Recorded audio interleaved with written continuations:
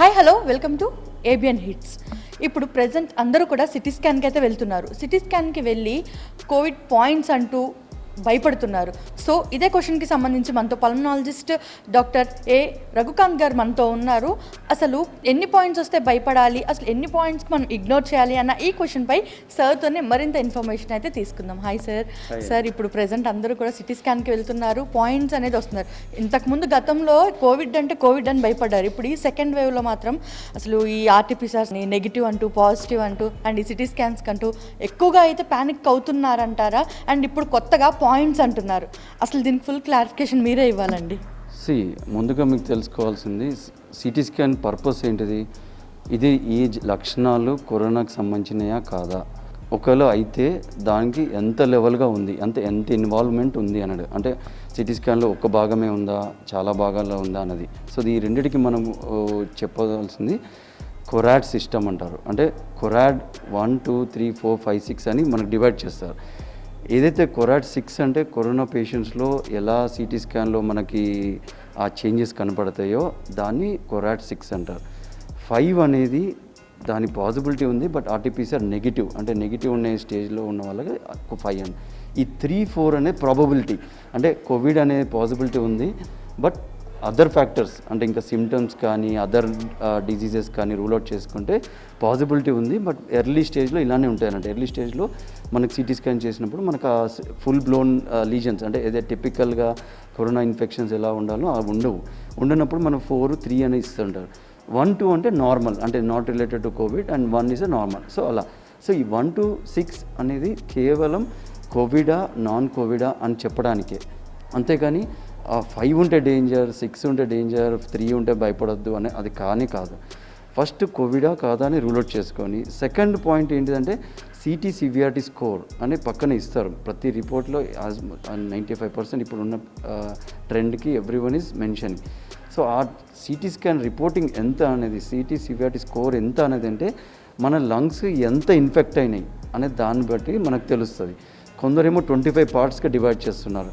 లంగ్స్ని ఒక 25 పార్ట్స్గా డివైడ్ చేస్తే మన 5/25 అంటే 5 ఏరియాస్ ఇన్వాల్వ్ అయినాయి, మిగతా 20 ఏరియాస్ ఇన్వాల్వ్ కాలేదు. సపోజ్ కొన్ని సాఫ్ట్వేర్స్ ప్రకారంగా 40 డివిజన్ కట్ ఆఫ్ తీసుకోండి, 10/45 అంటే if you divide the lung into 40 parts అంటే 40 భాగాలుగా డివైడ్ చేస్తే 10 భాగాల వరకు ఇన్వాల్వ్ అయినాయి. అది జస్ట్ మనకు తెలవడానికి ఏ లెవెల్ వరకు ఇన్నాను. ఎప్పుడు భయపడాలి ఎప్పుడు అనేది దీని ప్రకారంగా మనకి ఏంటి, మైల్డ్, మోడరేట్, సివియర్ స్టేజ్ వాళ్ళకి చెప్పనక్కర్లేదు, క్లినికల్గానే తెలిసిపోతాయి. ఒకవేళ సివియర్గా ఉంటే ఆ మనిషికి లక్షణాలు ఉంటాయి, ఆక్సిజన్ లెవెల్ అటు ఇటు అవుతుంటుంది, జ్వరం ఎక్కువగా ఉంటుంది, చాలా బ్రీతింగ్ డిఫికల్టీ ఇవన్నీ ఉంటాయి.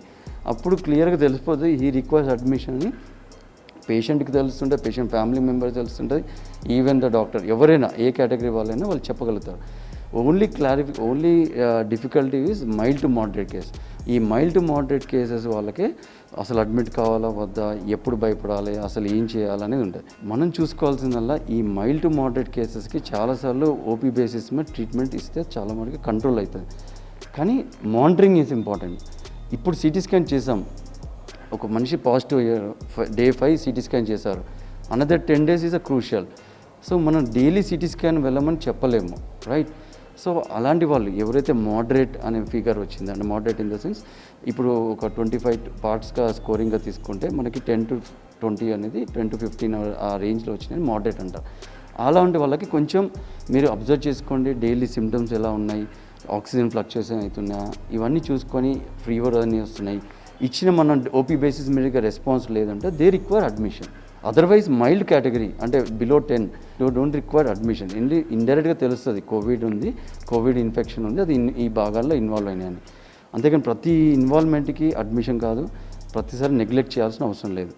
సో సిటీ స్కాన్ ఎప్పుడు చేసినామని కూడా ఇంపార్టెంట్. మనం ఎర్లీగా చేసామా 10 రోజుల తర్వాత, అంటే జబ్బుకు మనకి ఏదైతే మనం మేజర్ పీరియడ్ ఉంది, ఫస్ట్ వీక్ సెకండ్ వీక్ తర్వాత కూడా స్కోర్ ఉంది అనుకోండి, ఇగ్నోర్ చేయొచ్చు. అదే score in the first week అండి భయపడాలి. ఎందుకు, ఎర్లీ స్టేజ్లోనే ఇంత ఇన్వాల్వ్మెంట్ ఉంది, ఆ లక్షణాలు ఉన్నాయి. సో మనం monitoring or if require admission. అదే స్కోర్ 15/25 2 weeks అయిపోయింది, ఆ 2 వీక్స్ తర్వాత కూడా ఏదైతే ఇన్ఫెక్టివ్ పీరియడ్ కానీ మేజర్ రిస్క్ పీరియడ్ అయిపోయింది, బాడీలో మనం ఏదైతే సిమ్టమ్స్ రిలీవ్ అవుతాయో రేడియలాజికల్గా అంటే సిటీ స్కాన్ పరంగా డిలేడ్ రికవరీ ఉంటుంది, అంటే డిలే రెజల్యూషన్ ఉంటుంది, అంటే తగ్గిపోవడం. ఏది జబ్బు తక్కువకి వచ్చినా కానీ అందులో ఉన్న సిటీ స్కాన్ లీజన్స్ అలానే ఉంటాయి. సో అందుకే స్కోరింగ్ మాత్రం వాళ్ళు ఎక్కువనే చూపిస్తారు, ఎందుకు ఆ ఇన్వాల్వ్మెంట్ ఎంత ఉందో అంత.